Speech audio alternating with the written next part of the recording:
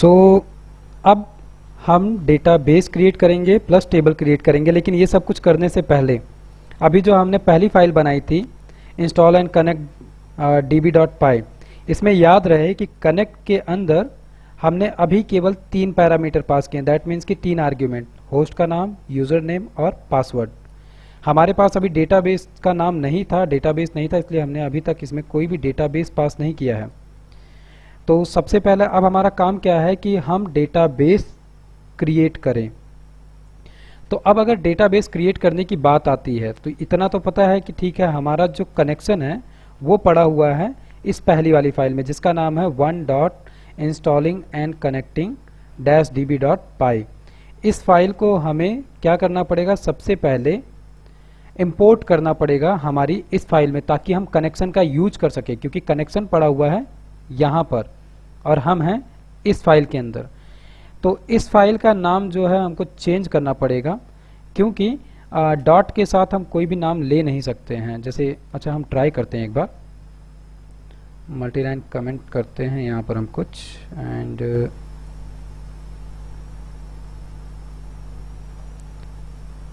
Create database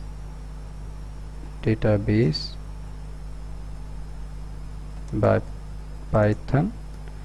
ठीक है, तो हम इसको इंपोर्ट करके देखते हैं कि ये इंपोर्ट होता है कि नहीं। one.installing and connecting। अच्छा, इसको हटाते हैं। इंस्टॉलिंग एंड कनेक्टिंग एज कॉन नहीं ले रहा है ये फाइल को, क्योंकि ये वन डॉट मिलेगा नहीं इसे और ये हमको एरर देता रहेगा। और इसी को अगर चेक करना है तो हम क्या करते हैं, यहाँ पर जो ये प्रिंट था इसी को यहाँ से ले लेते हैं। याद रहे हमने फंक्शन भी पढ़ा है और हमने क्लास भी पढ़ी है। पाइथन के वो दोनों कॉन्सेप्ट में अगर याद हो तो हम किसी भी फाइल के मॉड्यूल को इंपोर्ट कर सकते हैं किसी दूसरी फाइल में। ये इंपोर्ट का मतलब क्या होता है, इस इंपोर्ट का मतलब यही है सिंपली कि इस फाइल की सारी डिटेल, सारे वेरिएबल हम एक्सेस कर सकते हैं। तो इस फाइल के अंदर एक्चुअल में जो ये पहली फाइल है इसके अंदर केवल हमारे पास एक वेरिएबल है MyDB नाम का, और ये MyDB एक्चुअल में क्या है, इसी ने कनेक्शन को होल्ड करके रखा है जो हमने डेटाबेस के साथ कनेक्शन क्रिएट किया था। अगर हम इस फाइल के अंदर आ रहे हैं, मतलब कि हम प्रिंट अगर करना चाहें चेक करने के लिए, तो हम यहाँ पर क्या लिखेंगे, हम यहाँ पर लिखेंगे सबसे पहले तो कॉन और डॉट करके जो इंस्टॉलिंग फाइल है उसके अंदर एक वेरिएबल पड़ा है MyDB नाम का। हम इस तरीके से लिख सकते हैं, लेकिन अभी प्रॉब्लम क्या हो रही है, हमें हमारी इस फाइल का नाम चेंज करना पड़ेगा। तो हम यहाँ पर आकर हमारी इस फाइल के नाम को रीनेम कर देते हैं। इसको देखो शॉर्टकट सीख सकते हैं हम, यहाँ से F2 क्लिक करने पर रीनेम होगा, लेकिन कभी कभी इस बटन को फंक्शन के साथ या कंट्रोल के साथ क्लिक करना पड़ सकता है। वो डिपेंड करता है कि जो लैपटॉप या सिस्टम यूज कर रहे हो उसके अंदर फंक्शनैलिटी क्या चल रही है। तो इसको मैंने कॉपी किया और एंटर कर दिया। ठीक है, ये फाइल हमारी क्रिएट हो गई। हम मिनिमाइज कर लें हमारे एक्सप्लोरर को, वापस आए हम यहाँ पे। अब हम फाइनली यहाँ पर आते हैं। तो प्रॉब्लम यही हो रही थी कि ये हमको फाइल मिल नहीं रही थी। ठीक है, तो शायद अब हमको उम्मीद है कि ये फाइल हमको मिलनी चाहिए, इंस्टॉलिंग एंड कनेक्टिंग _db। इसको एक बार हम रन करके देखते हैं कि ये हमको आउटपुट क्या दे रहा है। परफेक्ट, ये अभी सिंक नहीं कर पाया है, इसकी वजह से ये दिक्कत दे रहा है। अदरवाइज देखो हम अपनी दूसरी फाइल में हैं, जो हमने रन की है उस फाइल का नाम है 2.create_database_and_table, और इसके अंदर हम बहुत आसानी से उस कनेक्शन को इंपोर्ट कर लिए हैं। इतना काम हो चुका है हमारा, इतना काम हो चुका। अब आगे हमारा काम यह है कि हमें डेटाबेस क्रिएट करना है, और डेटाबेस क्रिएट करने के लिए इस कनेक्शन को हम बार बार अब यूज करने वाले हैं और हर एक फाइल में यूज करेंगे, इसलिए हमने इस कनेक्शन को एक अलग सेपरेट फाइल में रख लिया है। ठीक है, दूसरा काम हमारा ये है कि सबसे पहले हमें एक कर्सर निकालना है। तो इसके लिए क्या है कि get cursor from MyDB variable which is holding database connection। MyDB जो वेरिएबल है, जो ये con.mydb अब जिसको हम यूज कर रहे हैं, इसके पास एक कर्सर नाम का मेथड होता है। वो कर्सर हमें चाहिए होता है पूरा का पूरा, जितनी भी हम क्वेरियां लिखेंगे हर एक क्वेरी के लिए वो कर्सर हमको चाहिए ही चाहिए है। तो इसीलिए हम उसको पहले ही निकाल लेते हैं, क्योंकि हम पाइथन के अंदर हैं, हमने अपनी फाइल भी बनाई है .py के नाम से, और हम पाइथन की फाइल में ही लिखना चाहते हैं MySQL की क्वेरी। तो MySQL की क्वेरी को लिखने के लिए हमें कोई एक प्लेटफॉर्म चाहिए है, और वो प्लेटफॉर्म एक्चुअल में अब हमें मिलेगा इसी MyDB के माध्यम से, जो हमने कनेक्शन क्रिएट किया था। तो ठीक है, हम एक MyCursor के नाम से वेरिएबल क्रिएट कर लेते हैं, और इसमें हम फेच करके क्या आने वाले हैं, con.mydb में से हम लेकर आएंगे एक कर्सर नाम का जो मेथड होता है इसको। ये क्या फ़ायदा देगा कि एक्चुअल में इस कर्सर के अंदर, ये जो कर्सर मेथड है इसके अंदर हमको और भी कई सारे मेथड मिलते हैं।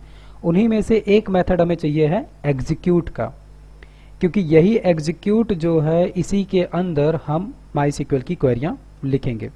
ठीक है, तो करके देखते हैं हम।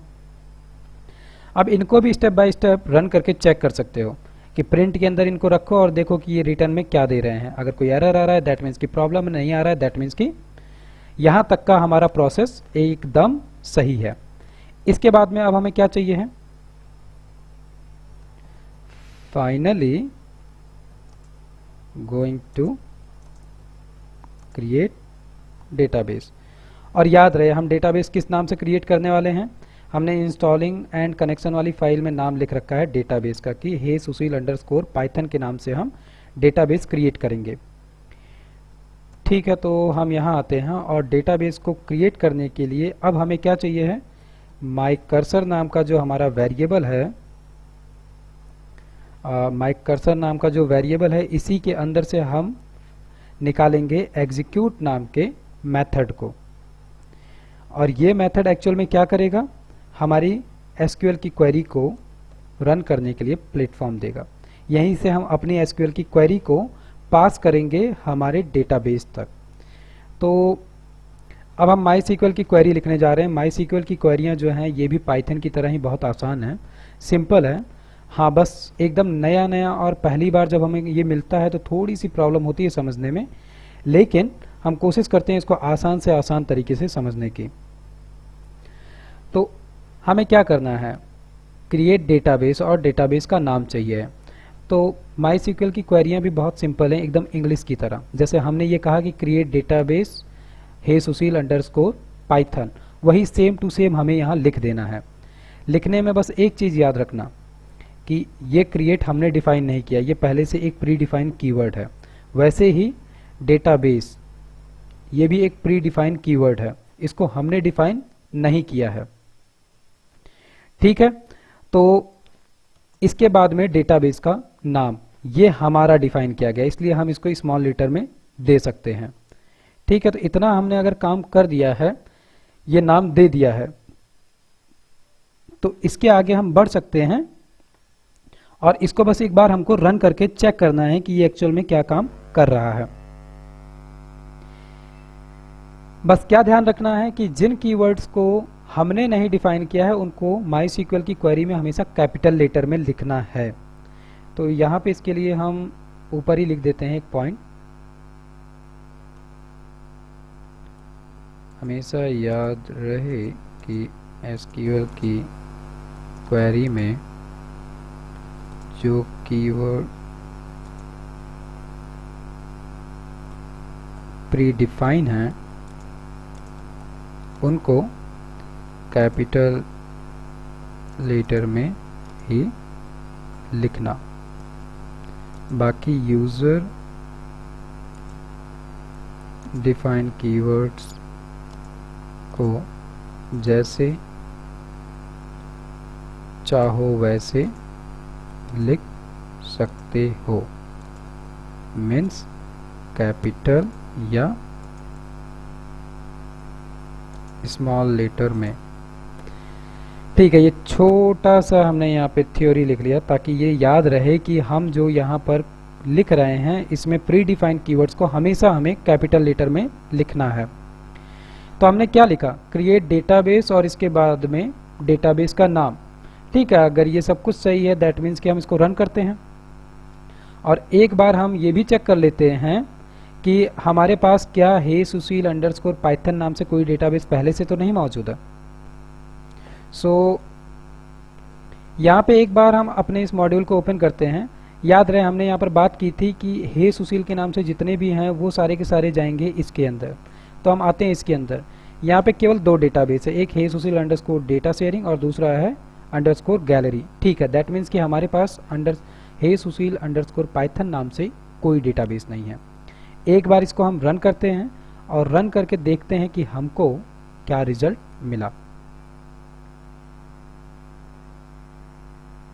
ठीक है, कोई एरर नहीं मिला है और हमने इसको प्रिंट के अंदर रखा नहीं है इसलिए हमें कोई नया रिस्पांस भी नहीं मिला है, बट इसने एक्चुअल में डेटाबेस क्रिएट कर दिया है। अब इसको एक बार हमें क्या करना है, यहाँ से रिफ्रेश करना है। मिल गया, हे सुशील पाइथन हमको डेटाबेस मिल चुका है। अब ये डेटाबेस जो मिला इसको हम सिलेक्ट करके क्लिक करके सिलेक्ट कर लेते हैं।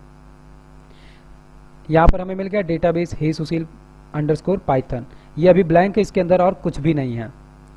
अब यहाँ पर एक सबसे इम्पॉर्टेंट पॉइंट ये है जिसमें कि ज़्यादातर स्टार्टिंग में बहुत गलतियाँ होती हैं। अब हमारे पास एक डेटाबेस है, जैसे हमने प्रीवियसली भी बात की थी कि हम अगर घर के लिए एक रजिस्टर बना रहे हैं जिसमें कि मंथली वाइज हम सारे खर्चे डिनोट कर रहे हैं, तो उसके लिए जो हम मंथली पन्ने बना रहे हैं उसके लिए पहले हमारे पास कोई कॉपी होनी चाहिए। जब कॉपी होगी तभी तो उसके पन्ने पे हम कुछ लिखेंगे। वैसे ही जब हम बात कर रहे हैं डेटाबेस की, तो जब तक हमारे पास डेटाबेस होगा नहीं तब तक हम उसके ना टेबल क्रिएट कर सकते हैं और ना टेबल के अंदर डिटेल डाल सकते हैं। दैट मीन्स कि सारी डिपेंडेंसी डेटाबेस के ऊपर है।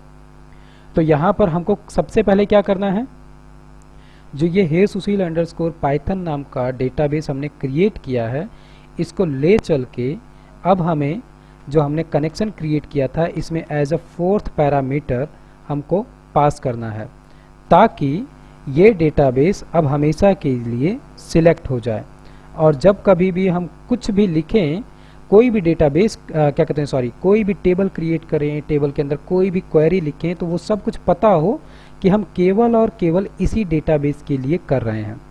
तो database equal to single quote के अंदर हे सुशील पाइथन, ये अब हमारा पूरा कंप्लीट कनेक्शन बना है।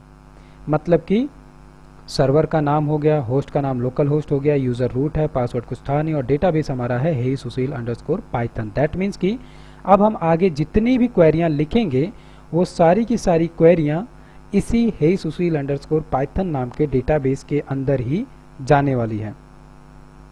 ठीक है, ये काम हमने यहाँ पर कर लिया है और ये याद रहे ये करना बहुत ज़रूरी है। ठीक है, तो यहाँ पर हम इसके लिए पॉइंट भी लिख देते हैं कि असल में होगा क्या, याद रहे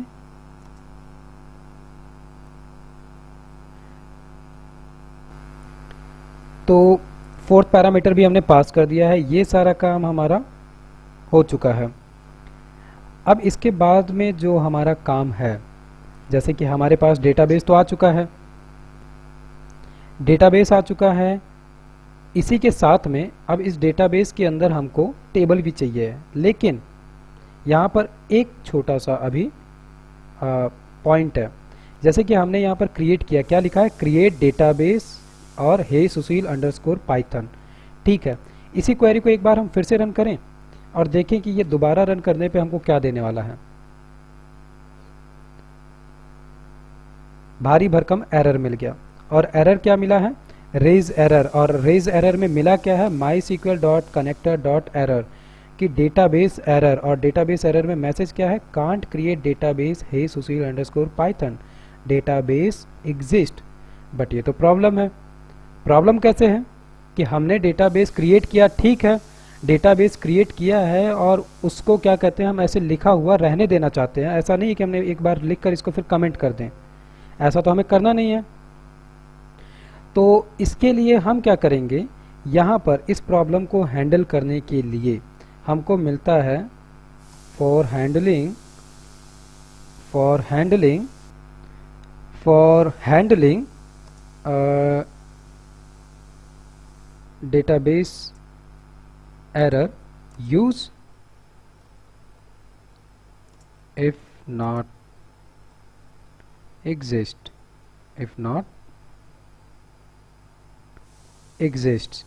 ठीक है। ये जो कीवर्ड है इसको नॉर्मल हम अंग्रेजी भाषा में तो कह सकते हैं ना कि इफ़ नॉट एग्जिस्ट तो हम क्या करें, इफ़ नॉट एग्जिस्ट तो क्या होगा।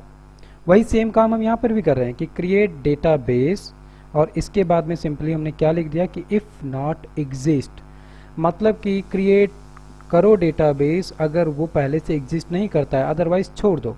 इतना लिख देने भर से अब अगर हम इस क्वेरी को फिर से रन करें, हमें कोई एरर नहीं मिलने वाला और इसको कोई प्रॉब्लम नहीं होगी। क्यों? क्योंकि इफ़ नॉट एग्जिस्ट की वजह से ये एरर को डिनाई कर देगा, एरर हम तक नहीं पहुंचेगा। तो ये कंप्लीट हुआ हमारा क्या, डेटाबेस क्रिएट करने का काम। अब हम दूसरा काम क्या करें, टेबल क्रिएट कर लें यहीं पे लगे हाथ, क्योंकि हमारे पास क्या कहते हैं डेटाबेस क्रिएट हो चुका है। अब ये जो हमने काम किया यहाँ पर, जो ऐसे क्रिएट वाला हमने कीवर्ड यूज किया या इफ़ नॉट एग्जिस्ट, हमें कहीं भी इस तरीके की प्रॉब्लम आती है तो वहाँ पर हम हमेशा if not exist he use करेंगे। ठीक है, तो दूसरा काम क्या है हमारा, दूसरा काम ये है कि अब हम टेबल क्रिएट करें। जिस तरीके से हमने डेटाबेस क्रिएट किया है उसी तरीके से सेम टू सेम हम टेबल क्रिएट करेंगे। सो हम यहाँ पर लिखते हैं create table in our database, जैसा सेम टू सेम काम अभी हमने किया। क्वेरी लिखने के लिए अब हमारे पास क्या है, माई कर्सर डॉट एग्जीक्यूट। अब इतना पता है कि ये एग्जीक्यूट जो मेथड है इसी के अंदर हम क्वेरी लिख सकते हैं, क्योंकि यही एग्जीक्यूट जो है इस क्वेरी को पास ऑन करेगा माई सीक्वल को। क्योंकि इसी सेम टू सेम क्वेरी को अगर हम कॉपी करके ले चलें और हम एसक्यूएल के अंदर लिखें तो वहाँ पर भी ये सेम टू सेम चलेगा। ठीक है, जैसे ये है, इसको हम थोड़ा सा यहाँ पे प्रैक्टिस भी कर सकते हैं कि यहाँ पर आए, यही था एसक्यूएल। अभी थोड़ी देर पहले हमने बात की थी प्रीवियसली कि इसके अंदर हम डायरेक्ट कोड एसक्यूएल की क्वेरियाँ लिख सकते हैं और चेक कर सकते हैं जो भी हमें चाहिए है। तो जैसे यही था कमांड, इसको अगर हम यहाँ से गो करें तो इसने क्या दिया, रिटर्न में दिया कि रिटर्न एन एम्प्टी रिजल्ट 0। क्यों? क्योंकि इस नाम की डेटाबेस जो है पहले से ही बन चुका है, इसलिए ये डेटाबेस क्रिएट नहीं करेगा, लेकिन ये क्वेरी यहाँ पर चली है, हमें बस यही चेक करना था। इसी तरीके से अब हमको टेबल क्रिएट करना है। तो ठीक है, टेबल क्रिएट करने के लिए भी हमें क्या चाहिए है, माई कर्सर डॉट एग्जीक्यूट। तो इसको हम कॉल करते हैं माई कर्सर डॉट एग्जीक्यूट। अब जैसे सेम टू सेम हमने क्रिएट डेटाबेस किया था वैसे ही यहाँ पर नाम चेंज हो जाएगा और क्या हो जाएगा, क्रिएट टेबल। और हम पहले से ही ये प्रिटेंड करके चलते हैं कि भाई दोबारा को अगर हम कोड को रन करें तो वो हमको एरर ना दे, इसलिए हम यहाँ पर क्या लिख देते हैं, इफ़ नॉट एग्जिस्ट। और इसके बाद में हम दे देते हैं हमारे डेटाबेस के पहले टेबल का नाम। तो पहला टेबल हम क्रिएट कर लेते हैं, मान लो कि यूज़र नाम का ही क्रिएट करते हैं। यूज़र नाम का एक टेबल हम क्रिएट कर रहे हैं। अब यहाँ पर क्या ट्रिक है, ट्रिक ये है कि जब भी हम कभी टेबल की बात कर रहे हैं, जैसे फिर से एज्यूम कर लो कि हमारे घर का रजिस्टर बनाए हैं, उसमें हम पहला पन्ना बनाए और उसके अंदर हम क्या कहते हैं, अगस्त मंथ के खर्चे की डिटेल लिखना चाहते हैं, जिसको हम टेबल के फॉर्म में बना रहे हैं। और हम ऐसी चीज़ें टेबल के फॉर्म में ही बनाते हैं। तो वहाँ पे हम क्या लिखेंगे, सीरियल नंबर, लाए गए सामान का नाम, डेट, प्राइस और लाए गए व्यक्ति का नाम। वैसा ही काम हम यहाँ पर भी कर सकते हैं। मान लो कि हम यहाँ पर वही काम करते हैं जो हम बात कर रहे हैं, घर वाले खर्चे की ही बात करते हैं। तो हम टेबल बनाते हैं, टेबल हम बनाते हैं कुछ इस तरीके से कि ऑग नाम देते हैं और अगस्त मंथ। ठीक है, अब अगस्त मंथ है, हमने अभी अभी बात की क्या क्या है हमारे पास। यहाँ पर हम लिख लेते हैं कि सीरियल नंबर है एक चीज़, दूसरा चीज़ है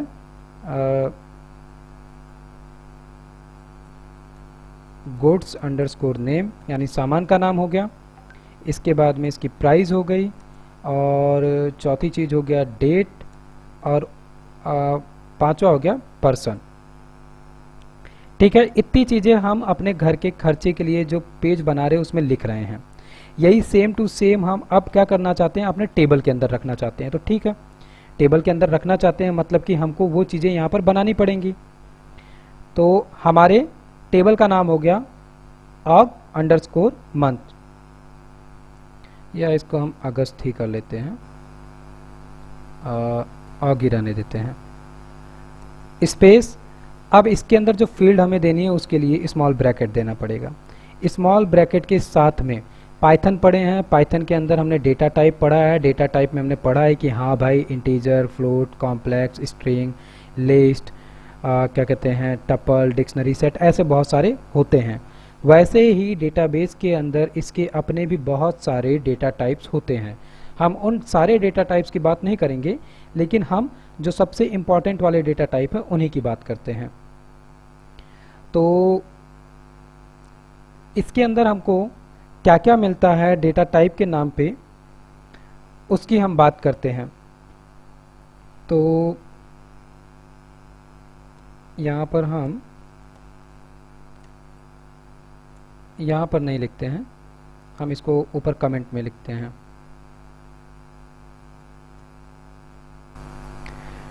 तो ये तो सारी बात हो गई क्या कि डेटाबेस के अंदर कितने अलग अलग इम्पॉर्टेंट डेटा टाइप्स हमको मिलते हैं, क्योंकि अभी हम बात करने वाले वेयर केयर की।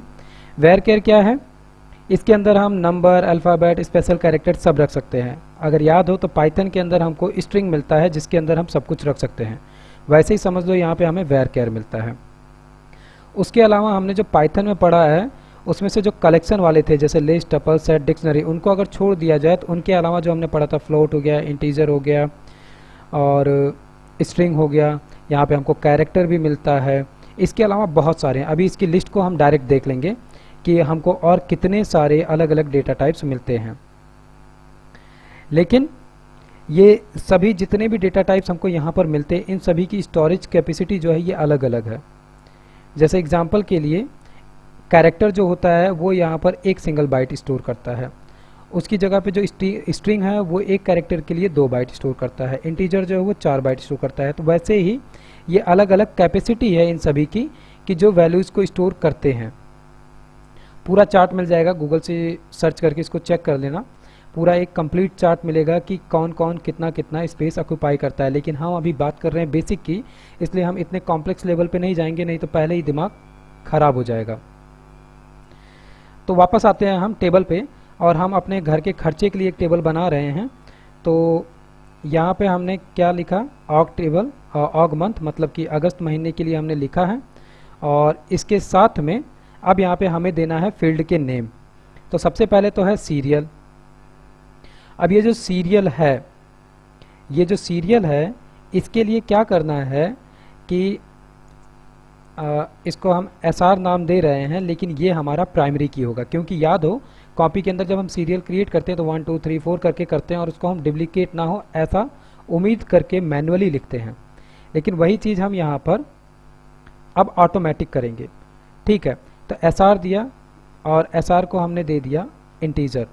अब इंटीजर एक प्री डिफाइन है मेथड है, तो इसको हमें कैपिटल में देना है। इंटीजर को हम यहाँ पर लेंथ देना जरूरी है। लेंथ का मतलब क्या है कि ये जो SR है ये टोटल कितने नंबर ऑफ कैरेक्टर्स तक जा सकता है। तो हमने इसको दिया है 10, मतलब कि अरबों खरबों में जाएगा, इकाई दहाई सैकड़े के हिसाब से अगर हम चेक करें तो ये जाएगा। इसके अलावा हमें इसको ऑटो इंक्रीमेंट लगाना है, मतलब कि हम मैनुअली थोड़ा ना 1 2 3 4 5 देंगे, हम बाकी सारी डिटेल देंगे, गुड का नाम, प्राइस का नाम, डेट, पर्सन देंगे, लेकिन यहाँ पर ये ऑटोमेटिक 1 2 3 लिखेगा। उसके लिए यहाँ पर हम क्या ले लेते हैं, ऑटो अंडरस्कोर इंक्रीमेंट। इसके अलावा ये हमारी प्राइमरी की है, जो हमने कल बात की थी कीज़ की, तो ये हमारी एक प्राइमरी की है, प्राइमरी की है। और साथ में हमें इसको नॉट नल रखना है, मतलब कि ये कभी भी नल नहीं हो सकता, ये कंडीशन हमें इसके साथ रखनी है। तो हमने यहाँ पर कह दिया नॉट नल। ये अलग अलग पैरामीटर है, ये छोटे छोटे हैं, इनको हम अलग अलग ही यूज करते हैं। जैसे कि कोई फील्ड है जिसे हम नॉट नल रखना चाहते हैं तो हम नॉट नल दे दिए, किसी में हम ऑटो इंक्रीमेंट कराना चाहते हैं तो हमने ऑटो इंक्रीमेंट कीवर्ड दे दिया, किसी कॉलम का हम प्राइमरी की सेट करना चाहते हैं तो हमने प्राइमरी की नाम का कीवर्ड दे दिया। ठीक है, ऐसे ही दूसरा जो फील्ड है वो है हमारे गुड्स का नाम, तो गुड्स अंडरस्कोर नेम दिया, और ये कैसा जाएगा, वेयर केयर के नाम से, क्योंकि गुड्स के नाम पे हम हो सकता है कॉमा कर करके 2-4 गुड्स का नाम दें, तो यहाँ पर हम क्या कर रहे हैं, गुड्स के नाम को वेयर केयर में ले लेते हैं। और वेयर केयर के साथ में हो सकता है कि लाने वाला 2-4-10 सामान लाया हो तो मैक्सिमम कितने कैरेक्टर वो लिख सकता है, तो हम इसको एज्यूम कर लेते हैं कि वो करीबन 250 तक लिख सकता है, 250 दे दिया। उसी तरीके से फिर प्राइस की बात आती है, तो जो कोई भी प्राइस दे रहा है मतलब कि प्राइस हमेशा इंटीजर में लिखी जाएगी, तो हमने इंटीजर में दे दी। अब कोई भी सामान अगर घर पे लेकर आ रहा है, बहुत ज़्यादा होगा, 10,000 का लेकर आएगा, लाख का लेकर आएगा, 10 लाख रुपए का सामान लेकर आ गया, या बहुत ज़्यादा हुआ करोड़ का लेकर आएगा, तो हम अगर इसको इकाई दहाई सैकड़े में चेक करें तो मैक्सिमम 8 कैरेक्टर देना सफिशियंट है, फालतू देना बहुत ही गलत है। क्योंकि याद रहे, जैसे हमने यहाँ पर दे दिया इंटीजर को 8 कैरेक्टर तक की लेंथ, इसके अंदर भले हम एक कैरेक्टर लिखें लेकिन ये हमेशा 8 कैरेक्टर की स्पेस को ऑक्युपाई करेगा, इसलिए ये बहुत सोच समझ के देना जरूरी है। और एक चीज़ और नोटिस की कि हमने गुड का नेम दिया, प्राइस दिया, इसमें हमने नॉट नल नहीं दिया है, मतलब कि हो सकता है लाने वाला व्यक्ति जो है उसको सामान का नाम ना याद आए, प्राइस भी ना याद आए, तो अभी वो खाली छोड़ सकता है, आगे चल के वो याद आए तो उसमें अपडेट कर सकता है। हम ये एज्यूम करके इसको नॉट नल की कंडीशन नहीं दे रहे हैं, क्योंकि जैसे ही हमने नॉट नल दे दिया मतलब कि फिर प्रॉब्लम हो जाएगी, फिर वो हमको तुरंत एरर देगा और कहेगा कि इस कॉलम को आप खाली छोड़ के तो बढ़ ही नहीं सकते, आपको देना जरूरी है। इसके लिए हम किसको याद कर सकते हैं, जैसे गूगल या जीमेल पे जाओ अकाउंट बनाने, तो वहाँ पे स्टार दिया रहता है छोटा छोटा कि ये इंपॉर्टेंट फील्ड है, इसको बिना भरे आप फॉर्म को सबमिट कर ही नहीं सकते, वैसा ही कुछ काम यहाँ पे नॉट नल करता है। इसके बाद में हमारे पास है डेट, तो डेट के लिए हम इसको डेट्स ले लेते हैं, क्योंकि डेट नाम का यहाँ पर एक प्री डिफाइंड कीवर्ड मिलता है, तो हम डेट्स ले लेते हैं इसको, और यहाँ पे हम क्या दे देते हैं, date time. Date time actually by default 6 लेता है, तो हमने इसको 6 दे दिया। इसके बाद में लास्ट बचता है पर्सन, कि कौन सा पर्सन था जो सामान लेकर आया, तो इसको भी हम वेयर केयर दे देते हैं। हो सकता है कोई मिस्टर डॉट करके लिख दे, कोई मिसेस डॉट करके अपना नाम लिख दे, तो उसमें स्पेशल कैरेक्टर भी आ रहा है, कैपिटल स्मॉल भी आ रहा है, इसलिए हम इसको वेयर केयर में डाल देते हैं। और किसी का नाम कितना बड़ा हो सकता है, हम एज्यूम कर लेते हैं कि 100 कैरेक्टर तक किसी का नाम होगा, उससे बड़ा क्या होगा, इतना हमने इसको दे दिया। इतना देने के बाद में हमारा ये काम कंप्लीट हो गया, ठीक है। और हमने पहले ही अपनी क्वेरी के अंदर ये लिख दिया है कि ठीक है, अगर टेबल ना एग्जिस्ट नहीं करती है तभी इसको क्रिएट करना है, नहीं तो क्रिएट नहीं करना है। इतना काम हमने कर दिया, और इतना करने के बाद में अब हमको सिंपली क्या करना है, इसको हम रन कर देते हैं, जैसे हमने डेटाबेस के लिए रन किया था। तो हमने टर्मिनल को ओपन किया और इसको रन किया। अगर हमें कोई भी एरर नहीं मिलता है, दैट मीन्स कि हमारा काम सही था, लेकिन हमको एरर मिल गया। और क्या मिला, get exception packet MySQL connect error, और you have an error in your MySQL syntax. हमने सिंटैक्स में कहीं पर गलती की है। हमने गलती कहाँ की, ओके, यहाँ पर एक ब्रैकेट बंद करना भूल गए। जब हमने ये स्टार्ट किया था ऑगमंथ के बाद में टेबल, तो एक हमने वो दिया था, क्या कहते हैं, ब्रैकेट दिया था स्मॉल, वही सेम स्मॉल ब्रैकेट हमें यहाँ पे बंद करने के लिए भी देना था, ठीक है। एक बार हम फिर से रन करते हैं, फिर से हमको कोई दूसरा एरर मिल गया। क्या है, you have an error in SQL syntax, check the manual that corresponding to your MariaDB version of right syntax use not null auto increment primary key at line 1। ठीक है, हम डेट्स जो है इसको वेयर केयर में देके इसका length दे दे रहे हैं 12, शायद इसकी वजह से गलती कर रहा हो ये। ओके, फिर कोई गड़बड़ी आ रही है। एक एरर ये रहा, हमने ये जो दिया था ब्रैकेट वो फालतू दे दिया था, इस ब्रैकेट को देने की कोई ज़रूरत नहीं थी। सिंटैक्स एरर बहुत परेशान करता है MySQL में, इसलिए इसको बहुत ध्यान से लिखना बहुत ज़रूरी है। उस एक की वजह से ये प्रॉब्लम आ रही थी। हमारा टेबल क्रिएट हो चुका है, इसको अगर हम चल के अभी चेक करते हैं, यहाँ पर स्ट्रक्चर में चलते हैं। सो स्ट्रक्चर में ऑग मंथ नाम का हमको टेबल मिल गया, दैट मीन्स कि टेबल क्रिएट हो गया। और इसको क्लिक करके हम इसके फील्ड देखते हैं, मिल गया serial number, good name, price, date और पर्सन। ठीक है, इतना काम हमारा ये हो गया, मतलब कि हमारा टेबल सक्सेसफुली क्रिएट हो चुका है। अब दूसरा काम हमारा क्या होगा इसके आगे, कि हम इसके अंदर डिटेल्स को एंटर करेंगे और उसके लिए हम यूज़र से एंट्री लेंगे, क्योंकि हम अब बेसिक एडवांस सब कुछ पाइथन का सीख चुके हैं, इसलिए हम थोड़ा एडवांस लेवल पे ही काम करेंगे।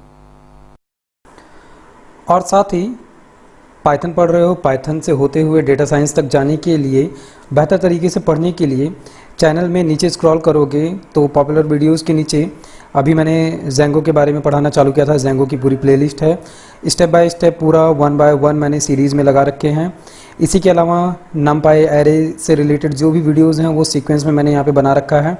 ऑनलाइन पाइथन क्लास मैंने एक वीडियो बना रखा है क्लासेस के लिए, लेकिन अगर पाइथन और अच्छे और डीप में पढ़ना है तो नीचे एक full Python basic and advance course मिलेगा, इसको देख सकते हो। इसके अंदर 35 प्लस वीडियोस मैंने बना रखे हैं, बेसिक से लेके एडवांस प्लस डेटाबेस कनेक्टिविटी पूरी। इसके अलावा नीचे गिटहब और कुछ और भी फाइलें हैं, जैसे टिप्स एंड ट्रिक्स अभी मैं बना रहा हूँ, कुछ भी VS कोड से रिलेटेड या कोडिंग से रिलेटेड जो भी आता है वो मैं यहाँ पे दूंगा। इसके अलावा आगे चल के मैं एक प्रोग्रामिंग न्यूज़ करके भी प्लेलिस्ट बना दूंगा। तो बेहतर देखने के लिए, रिस्पॉन्स के लिए प्लेलिस्ट को जरूर देखो, क्योंकि प्लेलिस्ट में सब कुछ मैंने स्टेप बाय स्टेप बना रखा है, लगा रखा है। इससे बहुत आसान हो जाएगा प्रोग्रामिंग लैंग्वेज को पढ़ना और पाइथन से होकर डेटा साइंस तक जाने में भी आसानी मिलेगी। कमेंट करके मुझे बताओ वीडियोस कैसे लग रहे हैं, शेयर सब्सक्राइब करना मत भूलो। ओके, मिलते हैं फिर नेक्स्ट टॉपिक और नेक्स्ट वीडियो में।